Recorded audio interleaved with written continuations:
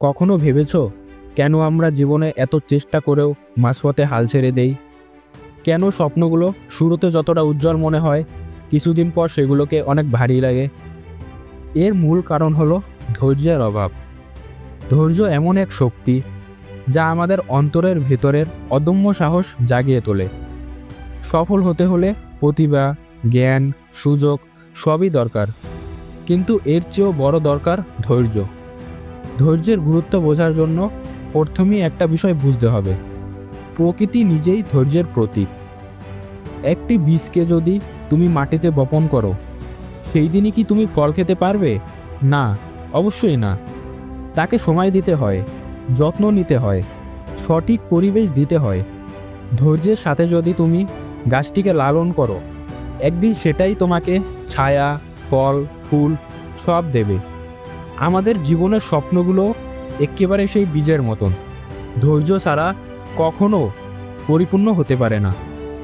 এখন ভাবো ইতিহাসের মহান মানুষদের কথা। থমাস এডিসন বৈদ্যুতিক বাতি আবিষ্কার করতে গিয়ে প্রায় 1000 বার ব্যর্থ হয়েছিলেন। অনেকেই তাকে পাগল ভাবত, কেউ কেউ বিদ্রূপ করত, কিন্তু তিনি ধৈর্য হারাননি। তিনি বলেছিলেন, আমি ব্যর্থ হইনি, বরং আমি শিখেছি 1000টা উপায় যেভাবে বাতি তৈরি করা যায় না।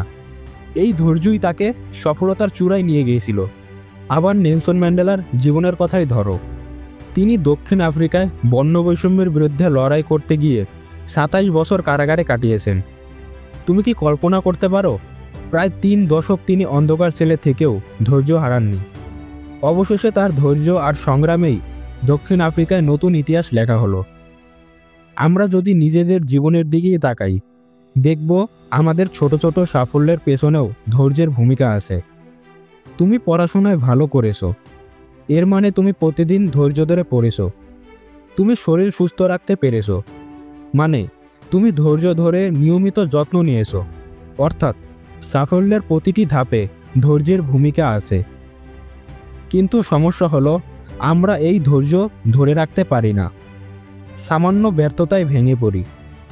অনেক সময় বন্ধুবান্ধব বা সমাজ আমাদের নিয়ে হাসাহাসি করে, আর আমরা ভেতর থেকে হাল ছেড়ে দিই।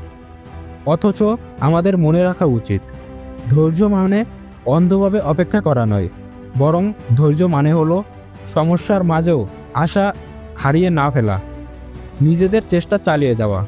ধৈর্য আমাদের মনে স্থিরতা আনে। ধৈর্য ধরে চিন্তা করলে আমরা তাড়াহুড়ো করে ভুল সিদ্ধান্ত নিই না। যেমন ধরো, একজন ব্যবসায়ী নতুন প্রজেক্ট শুরু করলো। শুরুতে হয়তো সে ক্ষতির মুখে পড়ল। যদি সে ধৈর্য হারিয়ে সব ছেড়ে দেয়, তাহলে আর কখনো সফল হবে না। কিন্তু ধৈর্য ধরে ভুল থেকে শিক্ষা নিয়ে ধীরে ধীরে সামনে এগোলে একদিন সফল হবেই। তাহলে প্রশ্ন হলো, আমরা কিভাবে ধৈর্যশীল হতে পারি? প্রথমত, আমাদের লক্ষ্য স্পষ্ট করতে হবে। লক্ষ্য যদি অস্পষ্ট হয়, ধৈর্য ধরে রাখা সম্ভব হয় না। দ্বিতীয়ত, আমাদের নিজেদের সীমাবদ্ধতা মেনে নিতে হবে। সবাই রাতারাতি বড় কিছু হয়ে উঠতে পারে না। তৃতীয়ত, ছোট ছোট সাফল্য উদযাপন করতে জানতে হবে। এগুলো আমাদের ধৈর্য রাখার শক্তি যোগায়। আরেকটা গুরুত্বপূর্ণ বিষয় হলো, ধৈর্য ধরে চললে আমরা অন্যদের থেকে ভিন্ন হয়ে উঠি। কারণ পৃথিবীতে বেশিরভাগ মানুষই মাঝপথে থেমে যায়, আর যারা ধৈর্য ধরে টিকে থাকে তারাই আলাদা পরিচিতি পায়। তুমি হয়তো ভেবেছো সফল মানুষেরা হয়তো অসাধারণ প্রতিভাবান। আসলে না, তারা শুধু ধৈর্য ধরে শেষ পর্যন্ত লড়ে গিয়েছে। ধৈর্যের মাধ্যমে আমরা আমাদের মানসিক শক্তি বাড়াতে পারি। যখন জীবনে সমস্যা আসে, ধৈর্যশীল মানুষ ভেঙে পড়ে না, বরং আরও দৃঢ় হয়। ধৈর্য আমাদের শেখায়, অন্ধকার যত গভীর হোক না কেন, আলোর দেখা একদিন হবেই। আজ তুমি যে অবস্থায় আছো সেটি হয়তো তোমার কাঙ্ক্ষিত জায়গা নয়, কিন্তু যদি তুমি ধৈর্য ধরে পরিশ্রম চালিয়ে যাও, একদিন তুমি নিজেই বিস্মিত হবে নিজের অর্জন দেখে। ধৈর্যশীল মানুষেরাই সবচেয়ে বড় স্বপ্নকে বাস্তবে রূপ দেয়।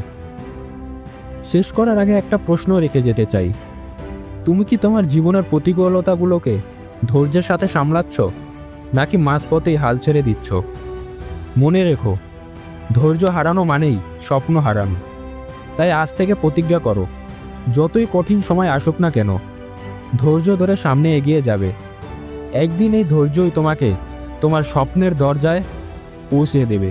বন্ধুরা, যদি ভিডিওটা ভালো লেগে থাকে তবে অবশ্যই একটা লাইক দিও। তোমার কাছের মানুষদের সাথে শেয়ার করো, যেন তারাও নতুন করে অনুপ্রাণিত হতে পারে। আর হ্যাঁ, এমন মোটিভেশনাল ভিডিও পেতে চাইলে এখনই চ্যানেলটা সাবস্ক্রাইব করে পাশে থাকো। তোমার একটা ছোট্ট সাপোর্টই আমার জন্য বিশাল অনুপ্রেরণা। ধন্যবাদ।